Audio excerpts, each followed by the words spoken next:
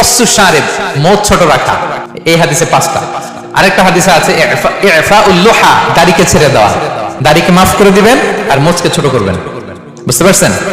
অনেকে দেখবেন এইটারে রাখে বড়, এদিকে নাই। এখানে কার কার এরকম অবস্থা আমি জিজ্ঞেস করবো না, ভয় নাই। Feel free, feel like home.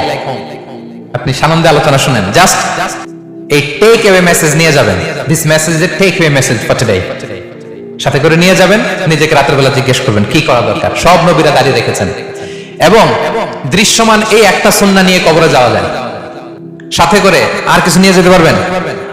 আপনার দামি ব্লেজার তো সাথে যাবে, তাই না? হ্যাঁ, আইফোন 15, 16 যাবে না?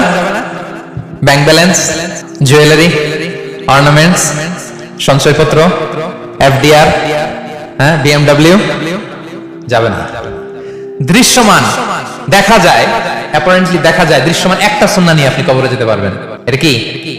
দাড়ি। যারা দাড়ি রাখছেন না তাদের কাছে জাস্ট প্রশ্ন রাখলাম, ভাববেন যে আমার রাখা উচিত কিনা।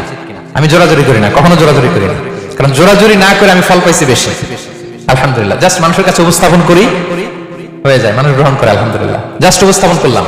যারা এটা বড় করেন নাই, বড় করে দিবেন, মোচ ছোট করে ফেলবেন। আচ্ছা,